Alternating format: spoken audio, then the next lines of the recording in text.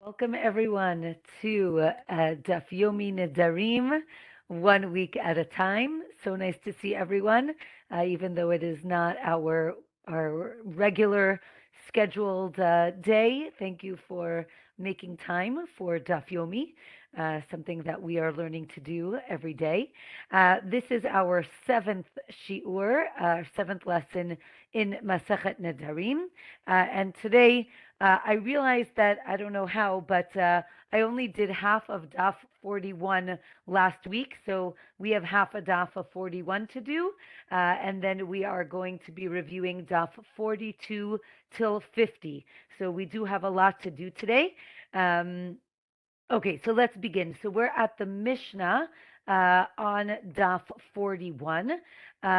We're still discussing the idea of a person who takes a vow to not benefit from another person, right? I would imagine our big question is why someone would do this.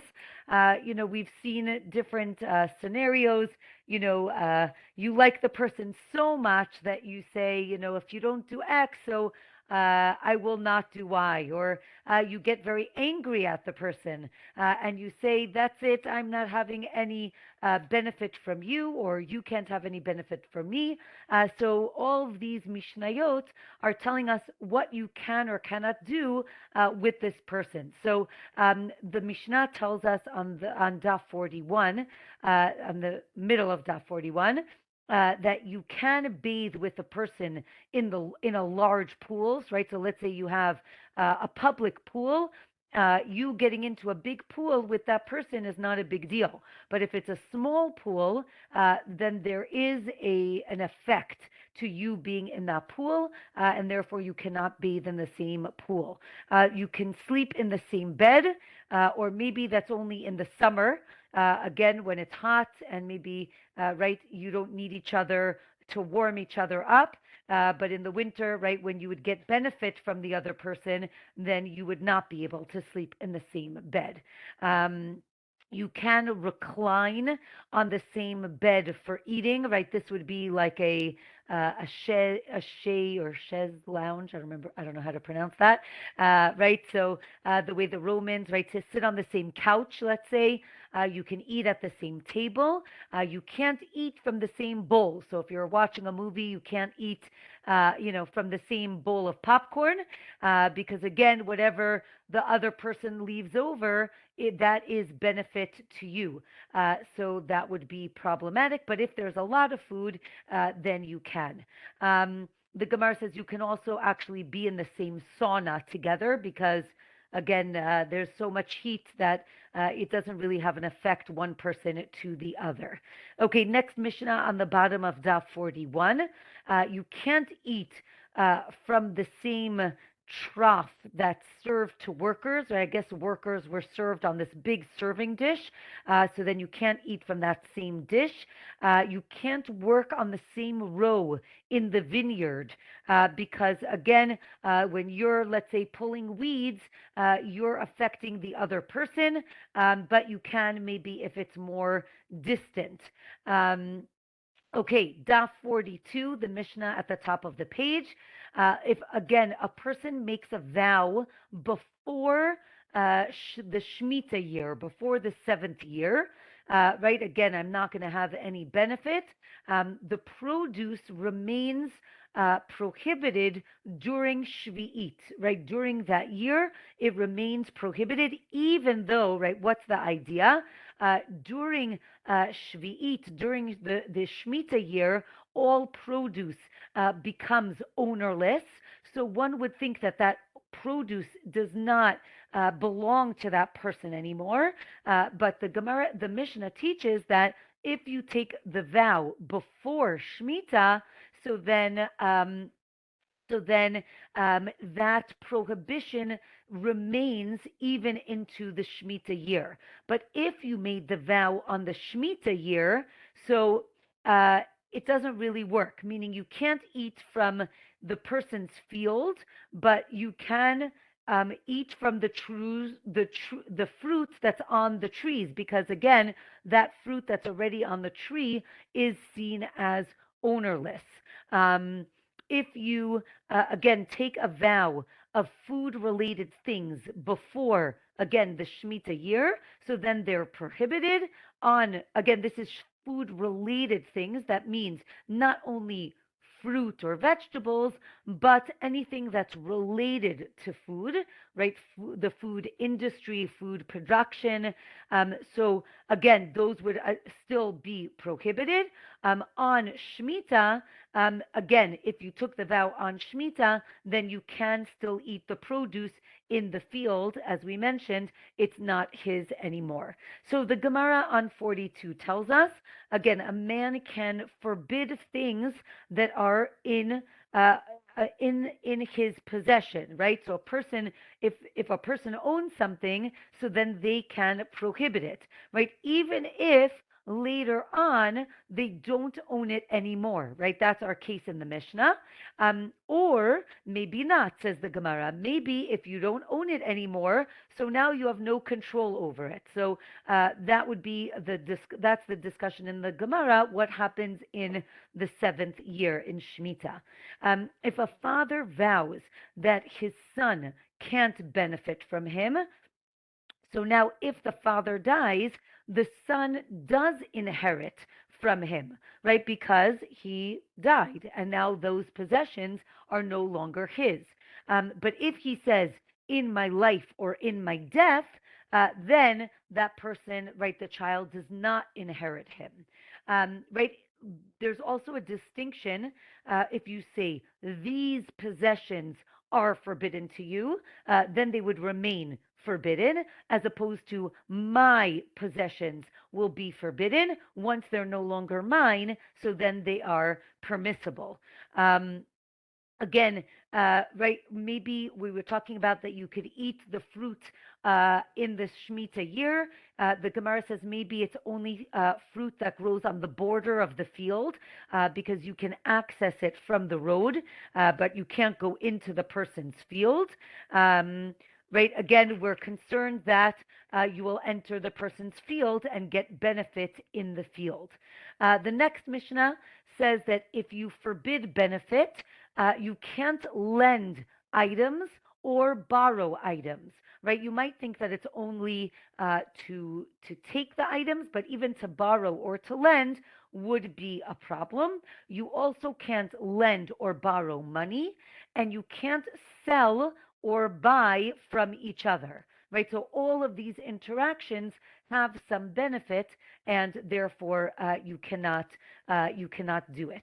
Daf 43, the Gemara tells us, there's a case when he vows that neither of them can get benefit from the other.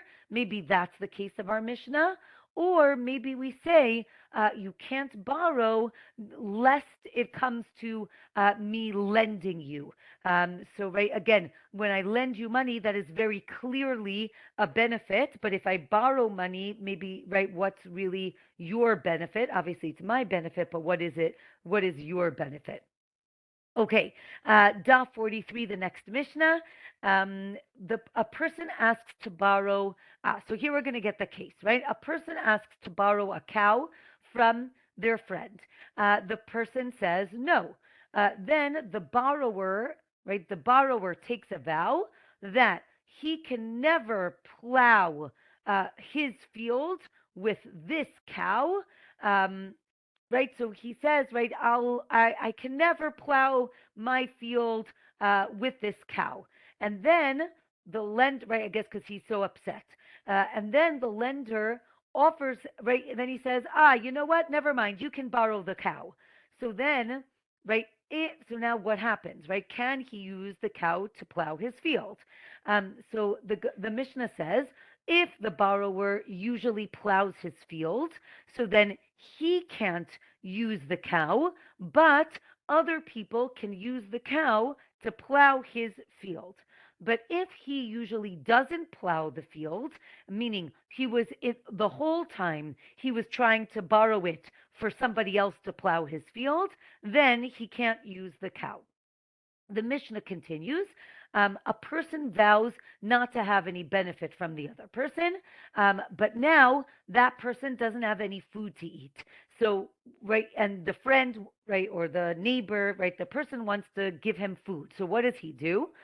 He can go to the local market, right? We would call that a makolet here. You go to the local market and you get the food, and then, right, you kind of borrow it on, like, consignment or however you say, and then the store owner can go by himself to the other person and ask them to pay for it, right? So the idea is you kind of hint to the store owner, and but since the store owner is going to collect the money, it's not as if you're benefiting directly from that person. Rather, you're benefiting from the store owner. So too, if to um, a person needs a person needs work done in his house, right? So then you can go to workers and you can hint that I have work that needs to be done, and then the workers can go and charge the other person, right? Meaning, and that's the way for the person to kind of give him the money without directly benefiting one another. Let's say the two of them are traveling on the road, right? And one of them ran out of food. So then he can give it as a gift to a third party, right? And then the third party can give it to again to that person who's now starving. And if there's no one else there, he can leave it like on a rock or on a fence, kind of leave it on the side, and then that person can pick it up. Okay, or maybe that doesn't work, right? There's another opinion in the Mishnah that says, right, leaving it ownerless, right, leaving it on the side of the road is not enough to make it that you're not benefiting directly from the person. Okay, let's go to the Gemara. The Gemara says, again, what does it mean when something becomes ownerless, right? The Hebrew word is hefker. When you make something hefker, right, is it a gift, right? And if it's a gift, so then that wouldn't work in our case if the person cannot get benefit from the other person, right? But maybe it depends when the person made the vow, right? If the vow came before the person made it hefker, so then it wouldn't work. But if it's the opposite, then maybe it would work, because again, when you take a vow, excuse me, when you take a vow, you aren't including anything that is ownerless. Um, so here the Gemara now gives us the law of something that is ownerless, something that is hefker, right? If you make your field ownerless, you can retract it within 3 days. And the Gemara explains what's the case. People used to actually cheat when giving maasrot, right? When tithing, giving tithes um, to to the poor people, what would they do? Because basically, there's a law that if the land is ownerless, then you don't need to take the tithes. So therefore, what would people do? They would say, that land over there, no, no, it doesn't belong to me. And then, right, they would wait, and then it would become ownerless, and then um, it would not be um, it would not be obligated in the tithes in maaser, and then they would say, "Oh, never mind, just kidding. This is really my land." So because they were doing these tricks, so the Gemara tells us that you have 3 days to take it back, even if even if somebody took possession of this land in the meantime. However, after 3 days, you cannot take it back, and therefore we see that this person was really sincere in making their land hefker, meaning ownerless.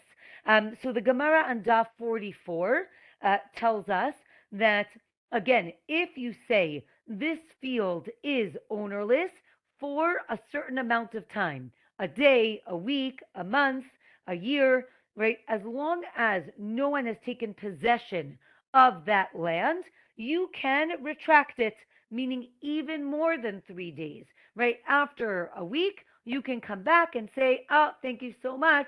I'm taking this land back. Um, so this seems to say that when you make something ownerless, it seems to be that it remains in your possession till somebody else takes over, right? And that goes back to what we mentioned in the Mishnah, that if you make something ownerless, it's still seen as quasi yours. And therefore, the person who cannot get benefit from you can't really take it. Um, okay, um, so the Gemara continues that really, on a biblical level, you can't retract this idea of making your field ownerless, because it really does leave your possession when it becomes hefker. However, rabbinically, right, the rabbis enacted that really you could retract it, again, because of the concern that maybe you were being insincere. And if you were being insincere, you were trying to trick the system, they wanted to make sure that you would not try to trick the system. Um, so again, the Gemara tells us that you can't separate ma'asrot, again the tithes, from this field with other produce. Meaning, let's say you made the field hefker, you made it ownerless, and then you took it back. Now it seems that there's a different level of obligation for the tithes, and therefore you can't include it in the regular tithing process. Um, However, right, if you, let's say, made your vineyard hefker, right, ownerless, and then you go and you pick from the crops, then you must leave the gifts for the poor, right? Because it shows that you're taking possession of this field. However, you do not need to take maaser, again, according to the rabbis. Or at the top of 45 tells us, if you make it hefker and you make a declaration in front of two people, you can retract it.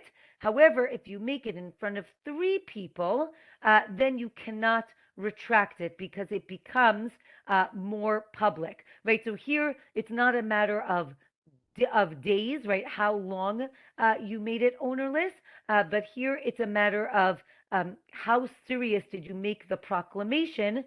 The more public it is, the more serious it is. And with that, we finish the fourth chapter of Nedarim. And now we're going to begin and end the fifth chapter. So the Mishnah tells us on Daf 45, partners who take a vow not to have benefit from each other. This is not a good way to conduct business. But let's say they share a courtyard. So one opinion is, right, again, if you remember from Masechet Shabbat and Masechet Eruvin, the way houses worked in those times was you came in either from the public area or from an alleyway. You went into a courtyard, and in the courtyard were several houses. The courtyard was shared by the people who own the houses. So let's say both of these partners own property or share own property in this courtyard. One opinion is that they can't go into the courtyard because every time they go into the courtyard, they're benefiting from the other person, or each person can enter the courtyard because they each have a right to the courtyard. Now, here, it doesn't mean that you take from this pole to the right and I'll take this pole to the left, but right, it's not really space.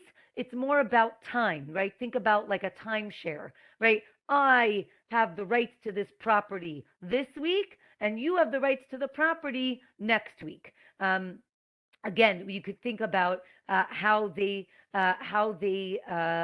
think about their shared ownership. And here the concept of breira comes up. So let's just review what that concept is. The word breira, or the concept, means retroactive designation. What does that mean? At the time that they became partners, let's say it's not like time sharing, right? They didn't designate, you get this week, I get that week, but it was implicit, right? We'll share this property. Then, right, when the person steps into the courtyard, that shows, right, oh, this is my time to use the courtyard retroactively, right? It becomes his at that moment and even retroactively. So that's breira. And if you remember, there's a machloket whether or not breira works, right? Can I retroactively designate something, or can I only designate something from now and on, right? In Hebrew, we say mikan ulehaba, right? From now on for the future, but I can't determine something retroactively. That would be the machloket if breira works. So the Gemara is going to talk about our case as being maybe a breira case. The Daf 46, the Mishnah continues that neither, again, we're talking about partners who took a vow not to benefit from each other and they share a courtyard. So neither of them can put in a mill or an oven or chickens into the courtyard. We'll see why in the Gemara. And if only one of them took an oath, then he can't enter the courtyard, but the other person can. Or maybe that person can enter the courtyard and say, oh, I'm going into my section, right, or my time. And we actually force this person, right, to sell his portion to the other partner, right? This is not the way to have a partnership, and we force him to sell his portion to the other person. If an outsider made a vow that, let's say, she can't enter the courtyard, so then, again, if a person made a vow that, let's say, she can't benefit from one of the people in the courtyard, so then she can't, right, enter the courtyard, or she can say, oh, I'm not going into your part of the courtyard, I'm going into your neighbor's part of the courtyard. So then that would be okay. If a person takes a vow and then that person owns a bathhouse or an olive press that's leased to a third party, if that person retains a holding in that place, so then it's like it's still his or hers, and you cannot use it. If not, so then you can use it. And the last part of the Mishnah says, right, your house or your field are forbidden to me. So then, if that person dies or sells it, so then you can use it.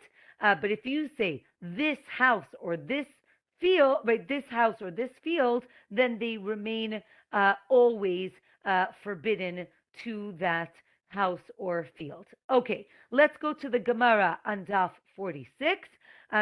If, right, again, each one of them makes a neder about themselves, that's what our Mishnah is talking about. But if they said, you can't benefit from me, so then the question is there still a machloket? Or maybe they both agree that they can use the shared courtyard.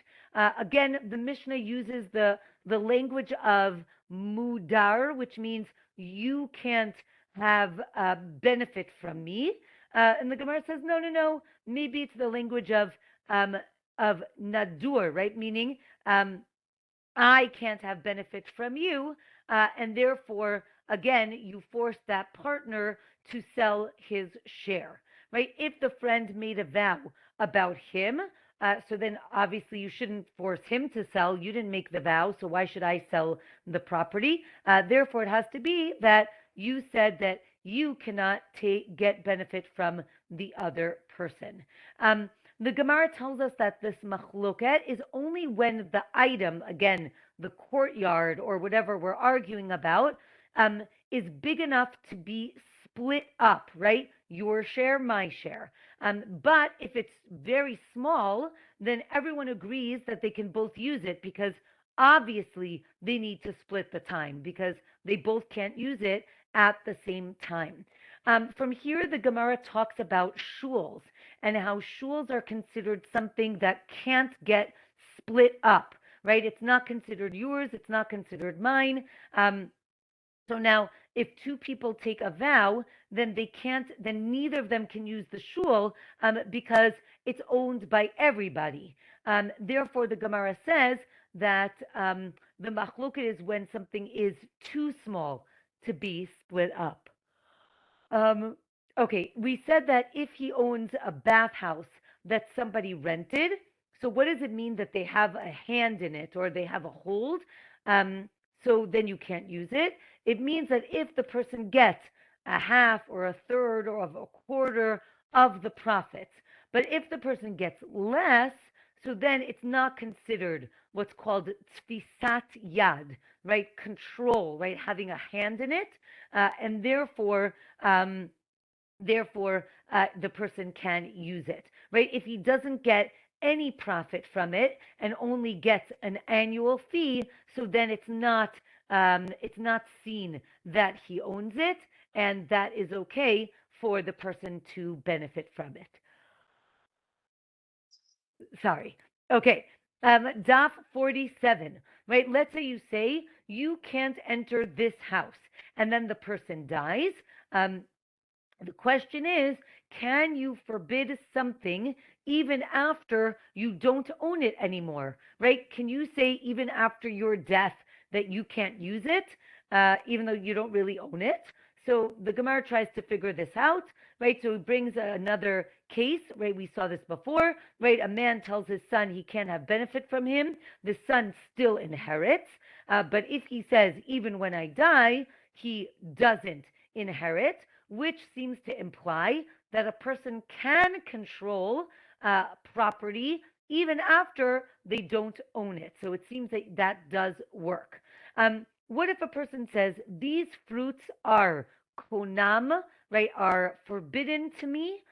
So then you can't benefit from them, right? You can't even benefit from anything that grows from them, right? Because that's benefiting from the fruit. It's not only eating the fruit, but even their replacements or something that grows from them, right? But if you say, right, these fruit are forbidden to you, what about their replacements?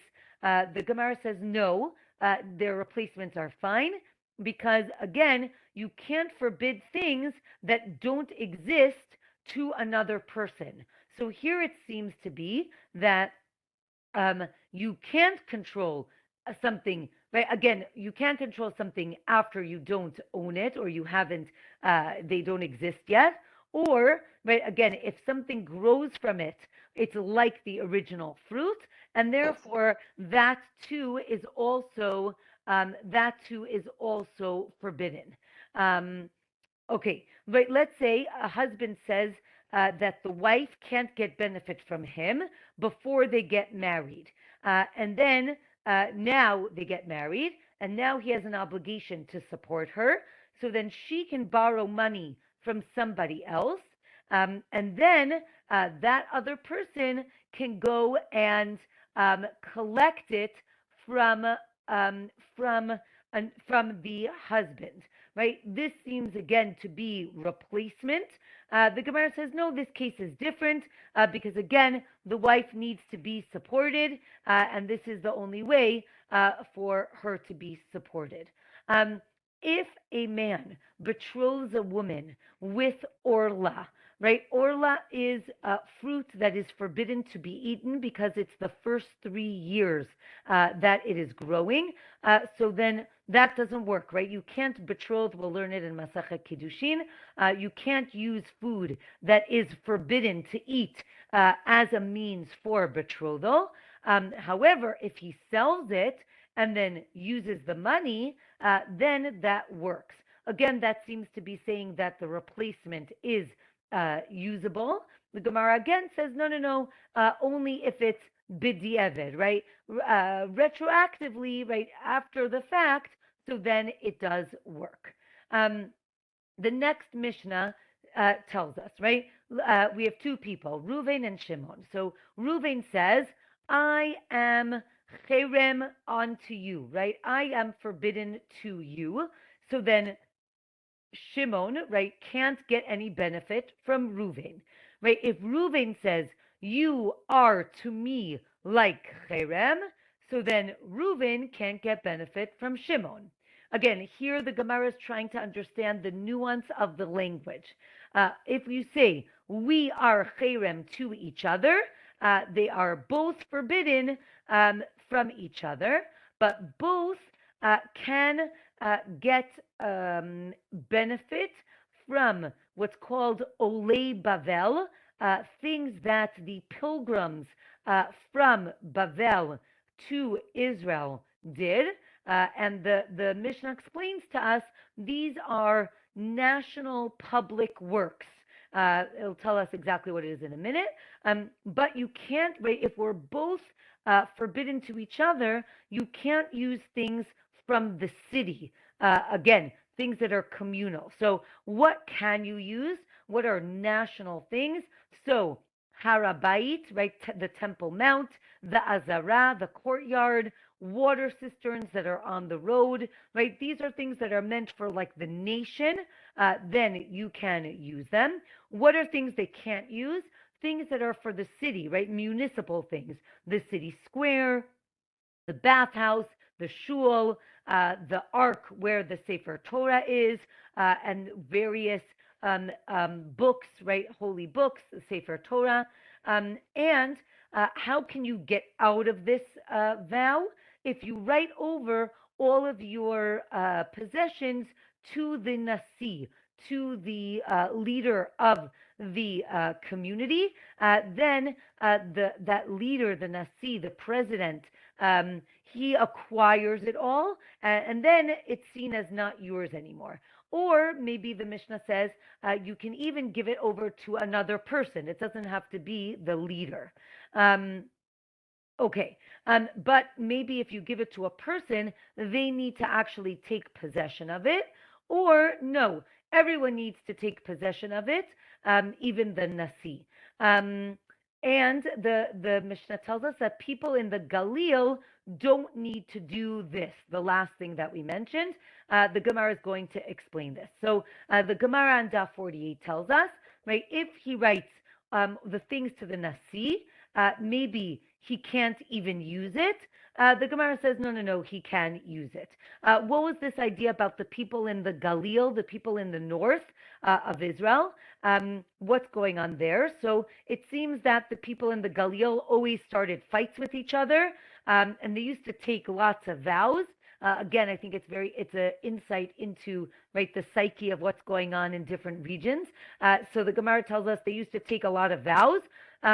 So the people in the area wrote all their rights to their property to the Nasi, and then even later on generations, right, the things that they owned weren't really theirs or weren't officially theirs, and therefore, even if someone would take a vow against their possessions, they would still be able to use them. Okay, second. Okay. Next Mishnah on Daf 48. A person took a vow, right, that he will not get benefit from this, his friend or right other person. Now, again, we said he doesn't have any food to eat. We quoted this beforehand. This is the Mishnah. So the person doesn't have any food to eat. You can give it to someone else as a gift.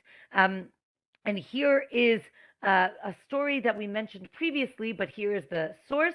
This is the source of the story of the gift of Beit Choron. What's the story? Right? The story is a father vowed not to have benefit from his son, and then the son wanted to marry off his son and wanted to invite his father, right, the grandfather, but he couldn't because the father couldn't come because he couldn't have any benefit. So the son decided to give away all his possessions as a gift to somebody else. And then so he could, right, invite the father. But then that other person said, oh, you gave it all to me? I'm going to sanctify all of your possessions. And the person said, no, no, no, no, no, don't do that. I didn't really want to give it away. I just wanted to do it so that my father could come. And the Mishnah says, right, that proves that you didn't really give it as a gift. And therefore, the sages say that any gift that a person can't sanctify the item, right, after it was given to him, so then it's not really a gift and it doesn't work, right? So again, this goes back to this idea of, are people trying to circumvent the system? And the sages realized that that's what people were doing, and therefore decided to say that's not really a gift and it doesn't really work. Okay, so now the Gemara explains, right? The story seems to refute the Mishnah. Again, the Mishnah said if you wanted to give food to another person, right, you give it as a gift to a third party and then they give it. So the Gemara says no.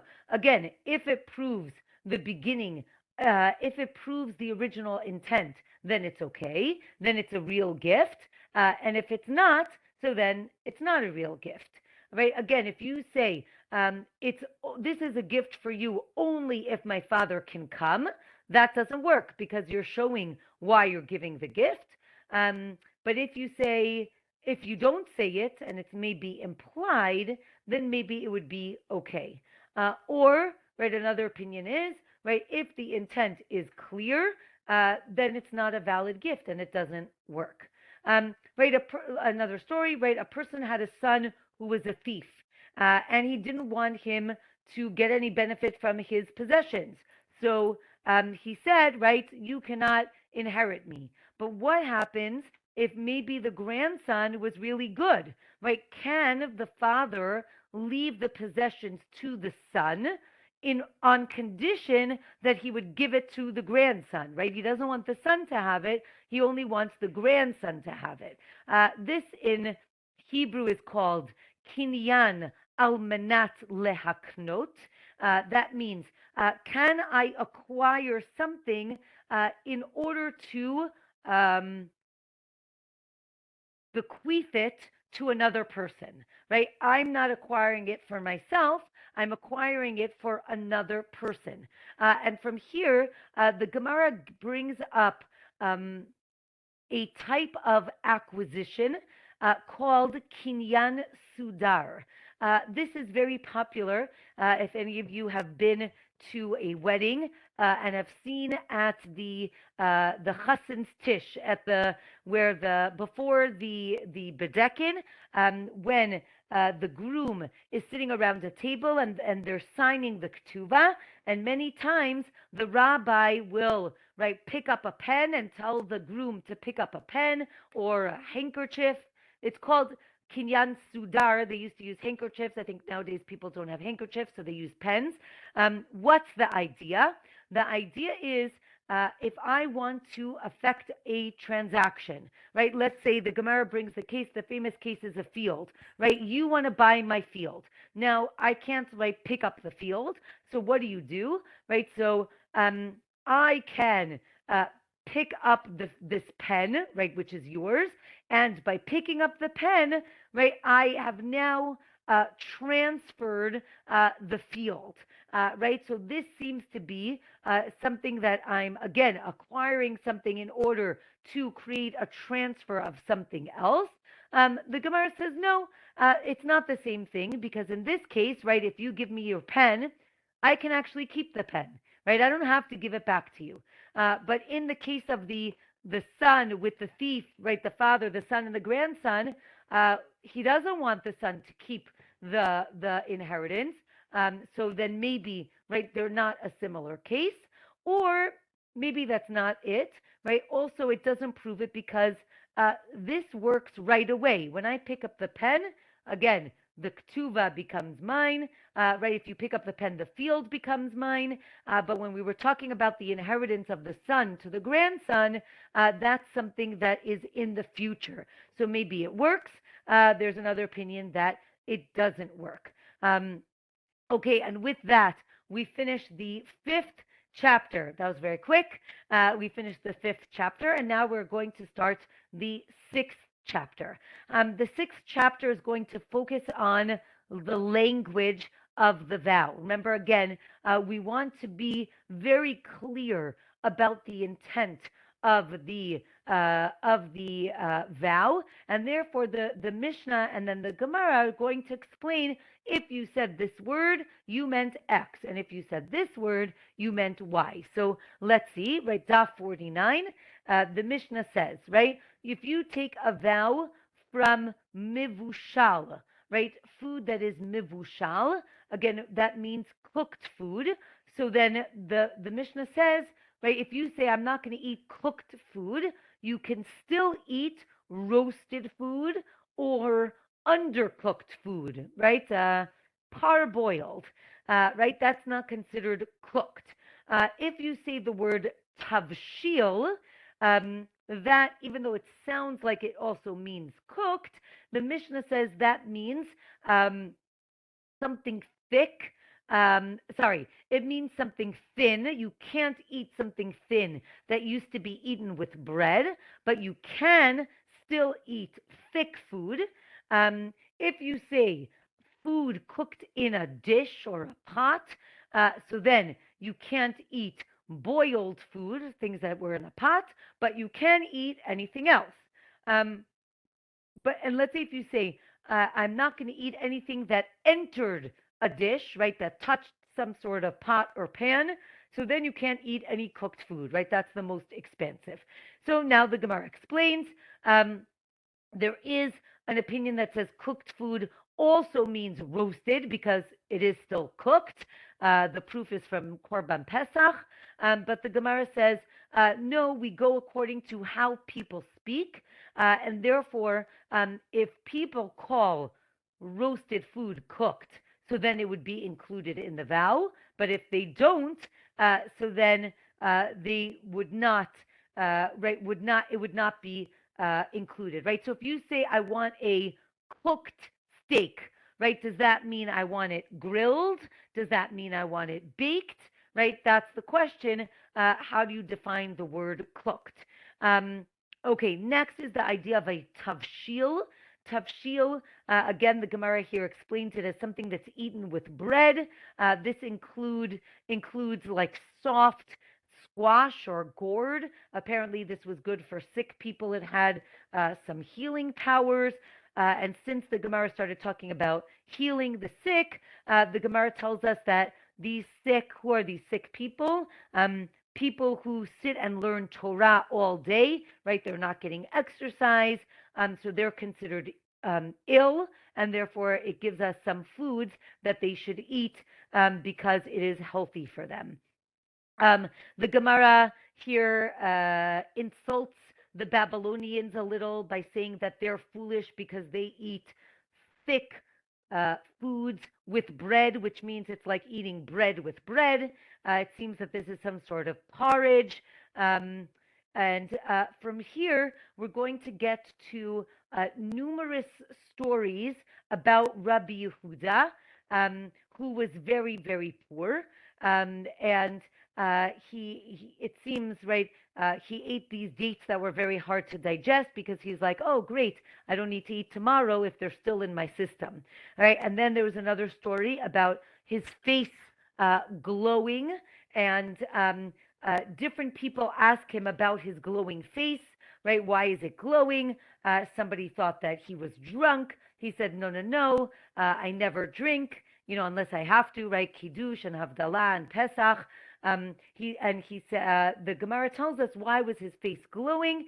Because of his wisdom, right? The more he learned, the more he glowed. Another reason he gave was because he used the bathroom often, and therefore he glowed. Another story was that he and his wife, again, were so poor. His wife made a cloak for the two of them. They actually shared it. He actually shared it with his wife. And right, that's how poor they were. And right, he used it when he went to pray, and she used it when she went out to the shuk. And the Gemara says as well that right? One time there was a fast day, and he didn't come because he was embarrassed. He didn't have a cloak. Again, maybe it was because the wife didn't make it yet. Um, and then a miracle occurred, and there were these gold coins under his mat to show that he felt excuse me, he felt that he didn't want to benefit from this world, and therefore he, had the money if he wanted, but didn't want to use it. Um, More stories. Again, a very, very famous story of Rabbi Akiva. Um, of Rabbi Akiva. Uh, Again, he was very poor. Again, speaking about people that was very poor, right? Rabbi Akiva betrothed the daughter of Kalba Savua, who is very rich. When he found out that they were going to get married, he disowned them. And then, talks about Rabbi Akiva. They were so poor, and he promised his wife a Jerusalem of gold, when they would get rich or when they would have money. And then it talks about Rabbi Akiva going out to study for 12 years and came back with students. And then he overheard his wife saying, right, if it was up to me, he would go out again. And then he goes back and studies 12 more years. And when he comes back after 24 years, he comes back with 24,000 students, or 24,000 pairs of students, right? And when he sees his wife, right, people are embarrassed, and he says, no, no, no, right, this is my wife, right? And the famous line, Shali v'shelachem, shelahi, right? You should all know that anything that we have learned, right, you and I, anything that we have learned, it's all because of her, right? And his father-in-law saw that he was now this great rabbi, and went to annul his vow, and was able to support him. And from here, right, even though Rabbi Akiva was very, very poor, at this point, Rabbi Akiva becomes very, very rich. And the Gemara tells us he gets rich from 6 different things, right? Again, from his father-in-law, and then it seems he finds hidden money in the ram of a ship. He found money in a log of wood. He gets money from a wealthy woman, and from the wife of Turnus Rufus, and from a Roman minister. So his life is very adventurous, and not only is he a wise, right, sage, but it seems that he also turns a profit, or makes money somehow down the line. Another, I think, famous story, maybe not so famous. The daughter of the Caesar said to Rabbi Yoshua ben Hanania, right? She looks at him. He was apparently not so good looking, maybe some would say ugly. And she says to him, how could it be that your beautiful Torah is in such an ugly person? And she uses the word kli, right, in an ugly vessel, right? And he says, go look at the wine that's stored in your house, right? And she goes and she looks and she sees that they're stored in these ugly clay vessels. And she says, oh, why isn't the wine in gold, right? Let's put all the wine in gold vessels. And we all know that if you store wine in gold, it gets ruined, right? And she goes back to him and she says, why did you tell me to do this, right? I ruined all the wine. And he says, you see, right? Right, you can't store precious things, right, it needs to be stored in we'll call it a simple vessel, right? And he was trying to say, right, the Torah is stored, or infuses a person who is, I would say, humble, right? A simple kli, a simple vessel. I think that's the message of the story. There are more stories about other people who are not very handsome. Okay, and then another story about Rebbe was also Ah, sorry. We were talking about this Beitza tormita, which is something that they could still eat. What is this egg? It seems that there was this type of egg that they used to make that was very complicated to make, and then they would swallow it whole, and it would actually heal people. So that is something that they could eat. And it seems that here the Gemara talks about workers that are working in a field, and they are allowed to eat from the fruit that they're picking, but they can't, wander the field and pick other fruit to eat. The last story here is an interaction between Rabbi Yehuda Hanasi and Bar Kapara. They seem to have numerous interactions. One of them is that the Nasi took upon himself, right, because he was the leader of the community or of the nation, right, at that time. Um, he took upon himself suffering in order to atone for the generation, and therefore he didn't want people to make him laugh. And it seems that Bar Kapara makes him laugh, and he tells him, "Stop! You're making right. If you make me laugh, it's going to make other people suffer." And next week we're going to talk about other stories that talk about the interactions between Rebbe and Bar Kapara. And with that, I wish everyone I guess, Shabbat Shalom. It's Wednesday. I guess we could say Shabbat Shalom and a happy Chanukah. Be'ezrat Hashem, we are going to, again, next week is also going to be Wednesday. Sorry, I keep changing the date, but trying to keep as consistent as possible. So wishing everyone a Chanukah Sameach, and we will meet next week, Be'ezrat Hashem. Have a great, great night and Shabbat Shalom.